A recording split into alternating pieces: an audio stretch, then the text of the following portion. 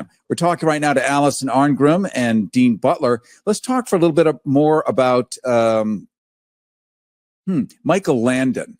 Who is more terrifying backstage, Michael Landon or an 11-year-old Melissa Gilbert with scene envy? Oh, I'd be much more afraid of Melissa Gilbert than Michael Landon. And she's my best friend, and I'd be terrified of her more, Michael. No, I never found Michael scary. I mean, he was a real taskmaster and wanted things done his way, but he was also one of the funniest people I ever worked with in my life. I thought he was a riot, and he was very good with us kids and made sure everybody went to school and everything was done correctly. Now, I know you mentioned the reboot. I am not in it. If down the road the character of Mrs. Olsen is ever introduced, hey, I am the right age now and available, but I am not. None of us are in the new one. The new one is all new, all new people, all new everything. It would be fun if it made sense to the producers of the new one to incorporate some of the original cast at some point in some guesting situation. That would really be fun. But as Alison said, it's a completely new invention of the Little House on the Prairie books, which were became famous in the 1930s. And I think that they're going to go back to the beginning.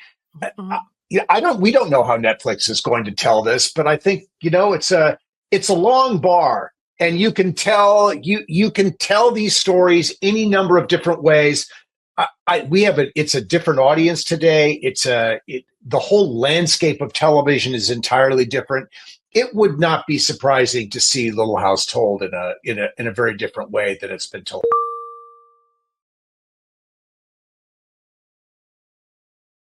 Yeah. Right. Well, it's true. She at the time she was kind of like, oh dear, he's older, and he's not my type. But being as I was the hayseed. I was the hayseed. She called you a hayseed. I was the hayseed. Yes. Called you a hayseed. Yes. Right. But she was, she at 15, she was responsible for the employment of like 300 people, was running the place, and knew this, and was and could be very hard and say, okay, I'm just going to be, I got to do this. I got to do this. As an adult, she's had time to reflect over that. I think the key element that really made her uncomfortable was the fact that her mother chose to sit there next to the camera and cry loudly during the entire exchange. I would have had a fit. If my parents had shown up when I was kissing Percival, I don't know how I would have felt about it.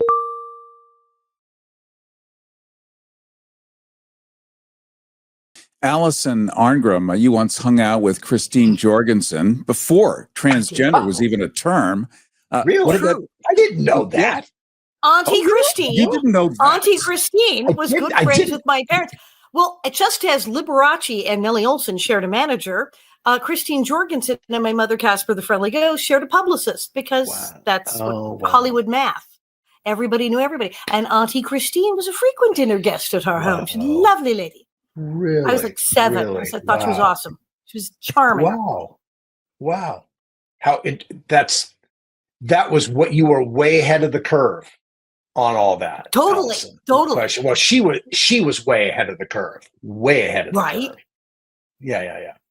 Yeah. Wow. Interesting. I guess that little factoid, I think what the surprise was, I didn't know when we were doing this that this was as uncomfortable an experience as she wrote it to be in her memoir. What was really cool is that she sent it to me before it was published to give me the opportunity to respond to it and or sort of beg her maybe not to say it that way. Whatever that, but it was all good. I thought she was, Melissa is very direct. Melissa doesn't pull any punches. She says it the way she feels it. I have a lot of respect for Melissa and the way that she operates. So that was one of those things. She seemed totally bulletproof to me at the time. I mean, at 15 years old, she was appeared to be completely unruffleable. But clearly she was ruffleable, and that part of her talent was being able to hide that. So, yeah, I mean, Alison knows. I mean, Alison knows Melissa very, very well. I mean, you could probably Alison knows much more about this than I do, frankly. Yeah.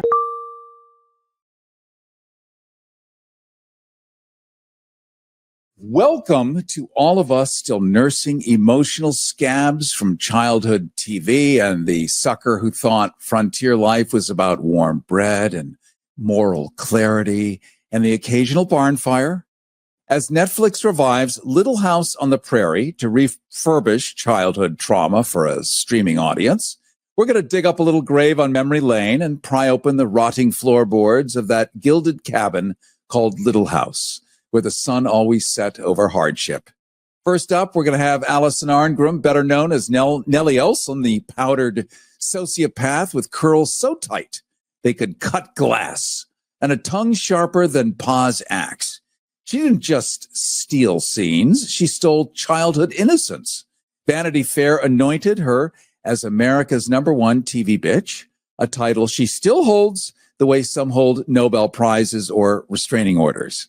She's turned her tormentor status into high art with a memoir, a one-woman show, Confessions of a Prairie Bitch.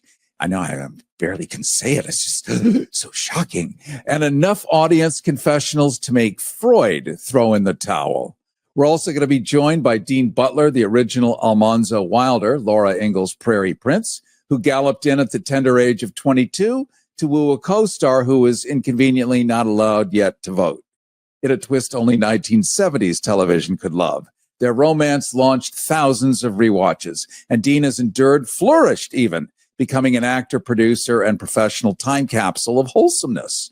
And now he's written Prairie Man, a memoir where he reflects on love, legacy, and more. Together, both survived the prairie, the perms, and the network execs, such as they were at the time. And they're here to stare down the beast known as the Reaper. Wow. What a setup. I mean, you are something, man. Wow, what a setup. I'm sorry.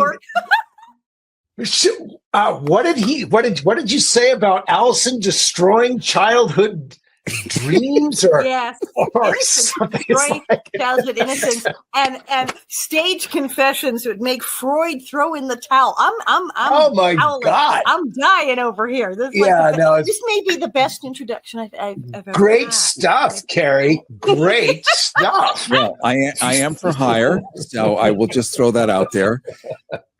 Alison Arngrim and Dean Butler, welcome to the show. Thank you. Thanks so for much. having us. Wow. You've been had. Started Friday. Let's Dean, you professional time capsule. You. we both. I love that. Well, a professional time and something about something of wholesomeness. Well, you know, I'll buy that. I mean, I'll accept that. It's fine. The joys of extemporaneous speaking.